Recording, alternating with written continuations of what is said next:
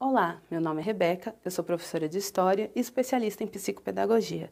Na aula de hoje, nós vamos falar sobre as atitudes e mentalidades na Idade Média. Falar de mentalidades é um pouco estranho, mas na verdade isso são novas fontes e novas possibilidades trazidas por uma corrente historiográfica conhecida como escola de análise. Eles vão dizer que estudar contos, depoimentos, poemas, imagens não é estranho. Trabalhar com temas como espaço, morte, infância, também não, porque abre um leque de possibilidades para a gente ver com outros olhos esse período, que o pessoal conhece como Idade das Trevas e que a gente vai ver que não é bem assim. O primeiro mito que eu quero derrubar aqui é essa imagem que eu trouxe para vocês. Aposto que a professora na escola, quando ensinou feudalismo, falou muito da divisão do espaço na Idade Média em três: manso senhorial, manso servil e manso comunal. Mas a gente vai ver que o espaço na Idade Média é muito mais que isso. Está o imaginário envolvido, os hábitos, os costumes. É muito simplista pensar o espaço assim. Então, nós trouxemos outras possibilidades de enxergar o imaginário através de novas fontes e novos temas. O espaço na Idade Média, a floresta, por exemplo. Se a gente for falar desse ambiente, ele é o espaço bombril da Idade Média. Ele tem a função do imaginário, que é onde moram as criaturas mágicas, os animais terríveis, onde só os aventureiros podem chegar.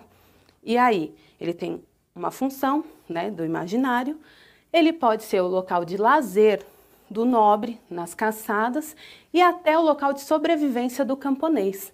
Em momentos de desespero, onde não tem mais alimento, é lá na floresta que ele vai retirar o seu alimento, engordar o seu animal, né, a pecuária. E o próximo espaço é o espaço social. O espaço social, ele não é dividido fisicamente, tá certo? Ele é dividido através do imaginário, através até mesmo da posição social que é ocupado pelo indivíduo na sociedade feudal. Por exemplo, castelos, o melhor lugar na igreja, ser enterrado dentro da igreja é o espaço dos nobres e do clero. O camponês não pode ocupar esses espaços. Então essa divisão, essa categorização do espaço, por isso que chama espaço social e categorizado, vai dividir cada um no seu quadrado, né? Vamos falar assim, cada um tem que ficar no seu quadrado, né? O campo, o pior lugar da igreja, ser enterrado fora da igreja, são espaços que o servo, que o camponês irá ocupar nessa sociedade, tá? Existe ainda o espaço fluido. O que é isso? Apesar de ter uma mobilidade, não ser tão fixo quanto o espaço categorizado, essa mobilidade ainda vai ter uma hierarquia. Por quê? É o senhor feudal mandando, né, o camponês ou o seu vassalo ocupar outras regiões, né? A mobilidade, a migração dos vassalos e dos servos vai ser uma característica marcante na Idade Média.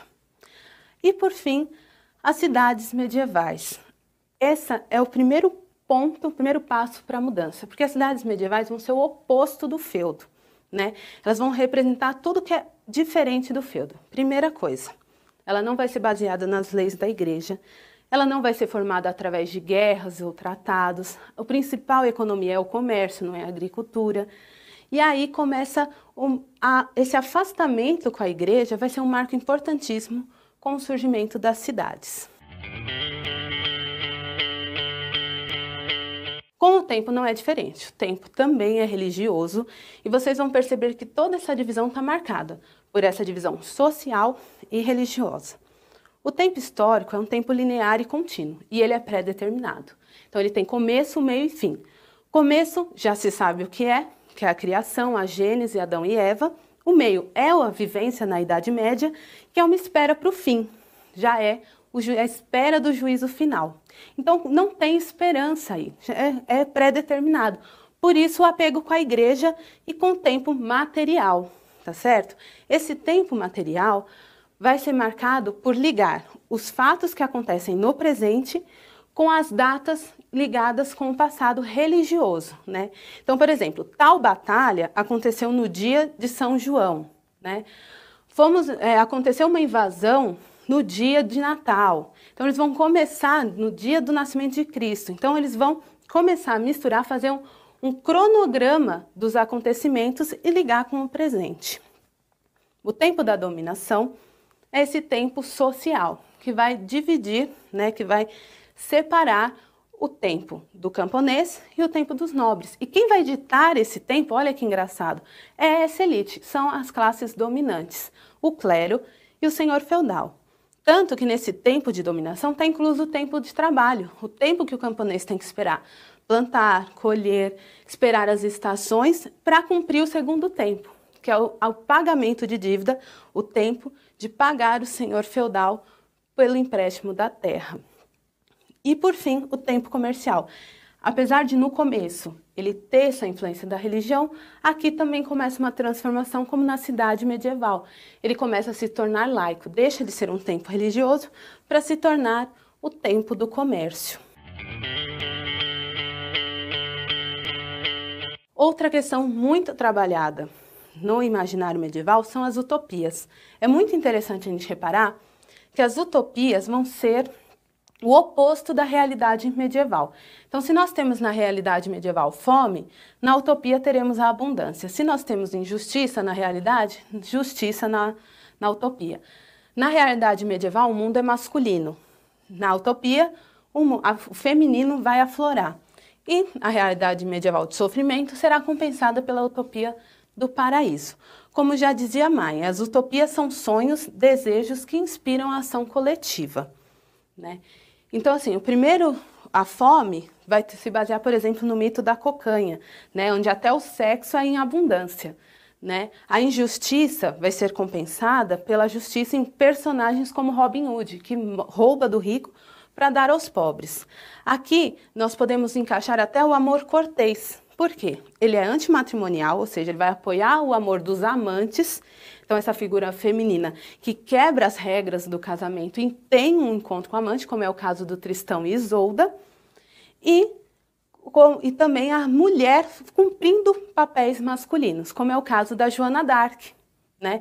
Ela vai lutar na Guerra dos 100 Anos, vai comandar um exército, que é um papel masculino. Vai ser queimada também depois, mas isso fica para a próxima, né?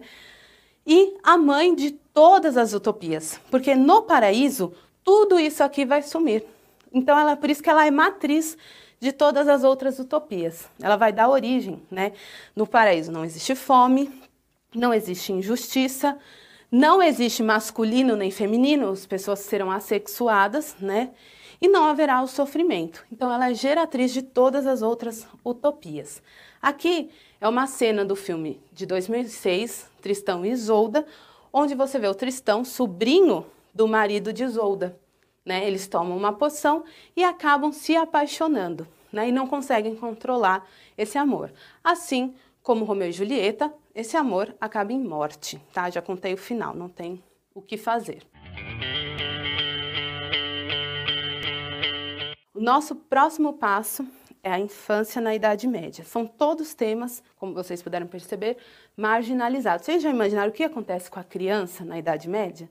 Pois é, pode ser resumido, infância na Idade Média não existe, né? Brincadeiras à parte, é uma realidade, ela não tinha função nenhuma, só esperar a vida adulta. E daí você pode estar questionando, mas hoje a criança tem uma função social? Tem, de consumidora, tanto que tem até produtos específicos para a linha infantil, de roupa, de material escolar, e isso não se vê. Eles usavam roupas de adulto, eles não tinham brincadeiras para eles, então eles estavam ali para esperar a vida adulta, por isso que eles eram chamados de adulto em miniatura. Por isso que eu trouxe essa tabela aqui. Essa tabela foi destacada pelo Legoff, um medievalista, precisa ler, hein, galera? Muito importante. Olha só, a criança, a idade correspondente é de 0 a 7 anos. No Brasil atual, baseado na Constituição e no ECA, é de 0 a 12 anos incompletos. Olha a adolescência, vai de 8 a 14 anos, enquanto a adolescência no Brasil, de 12 a 18. Por que é tão curto, né? Observe que a fase da criança e adolescência, a discrepância entre as idades é grande. Por que isso?